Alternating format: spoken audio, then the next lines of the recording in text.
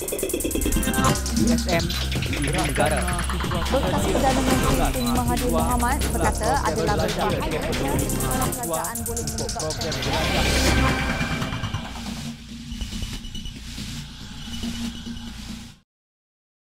Gabungan Ketua Cawangan Malaysia GKCM hari ini menyerahkan memorandum kepada Lembaga Disiplin UMNO.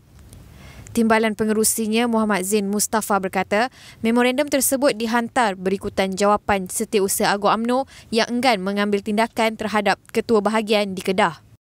Kami mendapat makluman yang amat duka cita daripada jawapan Setiausaha Agung UMNO tersebut dengan mengatakan bahawa 14 ketua bahagian di Kedah tersebut tidak wajar diambil tindakan, tidak perlu diambil tindakan. Dengan ketidakpuasan hati kami itu, maka pada hari ini 22 Januari 2016 kami membuat satu lagi memorandum. Kali ini kami menujukan khusus kepada Yang Mulia Tengku Ahmad Ritaudin, iaitu pengerusi Lembaga Disiplin UMNO. Tambahnya, memorandum tersebut mendesak agar Lembaga Disiplin Parti mengambil tindakan tegas terhadap ketua-ketua bahagian yang terlibat. Tujuan kami menghantar memorandum kepada Lembaga Disiplin ini adalah untuk Lembaga Disiplin mengambil tindakan tegas kepada apa yang kami tuntut, untuk diambil tindakan kepada mereka-mereka yang membuat sidang akhbar di Kedah baru-baru ini. Permintaan tindakan disiplin UMNO ke atas ketua-ketua bahagian dan ketua-ketua cawangan UMNO Negeri Kedah yang menggunakan media untuk menyuarakan hilang kepercayaan terhadap Yang Amat Berhormat Menteri Besar Kedah. Dalam perkembangan berkaitan, Naib Pengerusi GKCM, Rushdan Mohamad menyelar kenyataan Setiausaha Agung UMNO yang dianggap berat sebelah. Pada saya, selepas kita hantar semalam lebih kurang pukul 4 kita hantar memorandum semalam. Boleh katakan tak sampai beberapa jam sahaja telah dijawab bahawa tiada keperluan untuk mengambil tindakan. Tiada tindakan disiplin perlu diambil kerana tidak menyalahi apa-apa. Jadi saya beranggapan bahawa Kunan sekarang telah pun terlalu bijak.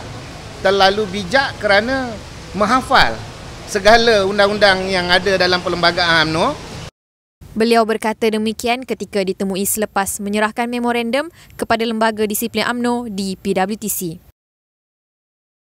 Pertubuhan Pribumi Perkasa Malaysia Perkasa mendesak 1 Suruhanjaya bebas diraja bagi mengkaji kembali TPPA.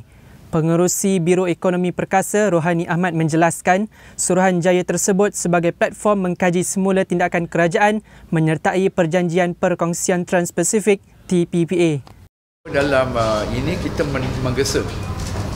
menggesa supaya kerajaan Malaysia ataupun yang di Pertuan Agong mewujudkan satu Independent Royal Commission of Inquiry, bermakna satu badan bebas diraja untuk mengkaji, membedah, memperinci, mengkaji semula, memuktamadkan sama ada TPPA boleh ditandatangani dan sama ada Malaysia boleh menyertai TPPA.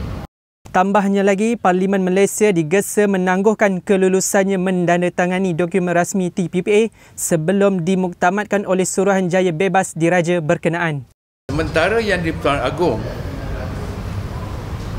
melantik badan ini, kita juga mendesak Parlimen Malaysia sama ada Dewan Rakyat ataupun Dewan Negara yang akan bersidang minggu depan supaya menangguhkan keputusan dia untuk menyokong TPPA. Dan berkait dengan itu juga, kita minta kerajaan Malaysia menangguhkan soal TPPA. Walaupun dia dah tanda tangan saya dengar, tapi ratification mengenai TPPA itu ditangguhkan.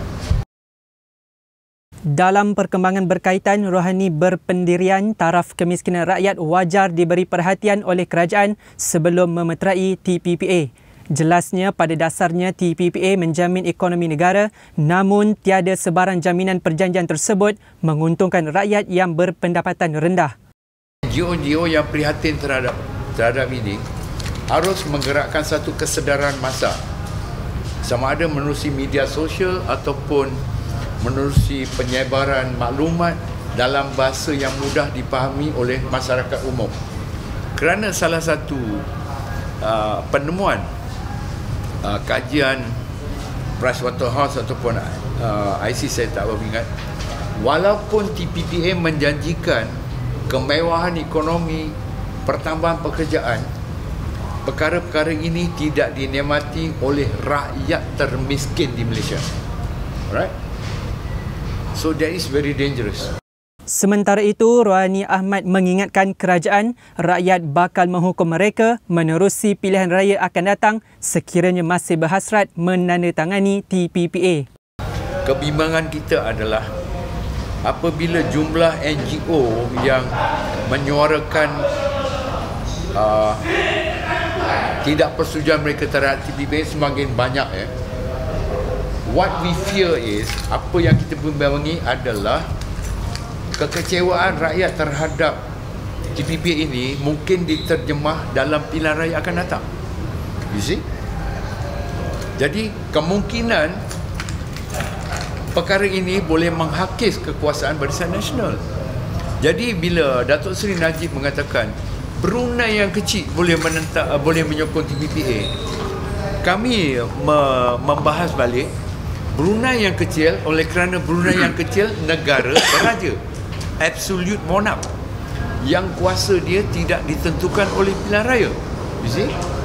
Tapi Malaysia yang nampak progresif adalah negara demokratik yang kekuasaannya ditentukan oleh pilihan raya. What if, and this is a big if, a big question mark, bagaimana sekiranya kekecewaan rakyat terhadap TPPA diterjemah dalam pilihan raya dan Barisan Nasional gagal memerintah negara? That is very big question mark to Yang Amat Berhormat Datuk Seri Najib dan semua kepimpinan negara. Tolong fikir tentang kepimpinan yang ada sekarang. Kepimpinan yang ada sekarang, legitimasi dia, keabsahan dia rapuh. You see? Dan itu adalah terserah kepada UMNO dan barisan untuk memperkukuhkan. Tetapi sokongan rakyat terhadap kepimpinan yang rapuh ini jangan diruntuhkan. Oleh kerana kalau dia kecewa, kerajaan tak dengar cakap rakyat mengenai PPA, kalau dia tidak menyokong kerajaan, kepimpinan yang rapuh itu juga akan tersungkur di Malaysia ini. Beliau berkata demikian dalam satu sidang media di Ibu Negara. Pakar Klimatologi dan Oceanografi Universiti Kebangsaan Malaysia UKM, Profesor Dr. Fridolin Tangang berkata, fenomena El Nino bukan sahaja berlaku di Malaysia. Menurutnya, fenomena tersebut bermula daripada Lautan Pasifik dan telah berlaku dari tahun lepas lagi.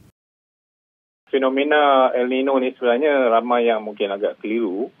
Bila disebut fenomena El Nino, bukannya fenomena yang berlaku di Malaysia saja. Apa yang kita rasai di Malaysia ni sebenarnya adalah kesan dia. Fenomena itu berlaku di Lautan Pasifik. Dan untuk apa yang ada sekarang ni sebenarnya dia bukan bermula daripada bukan berlaku pada ketika ini saja, tetapi sebenarnya telah bermula pada tahun lepas lagi ya. Tambahnya, El Nino tidak mengganggu sektor perikanan kerana keadaan cuaca di Malaysia dikatakan agak stabil buat para nelayan untuk ke laut. Fenomena El Nino ni sebenarnya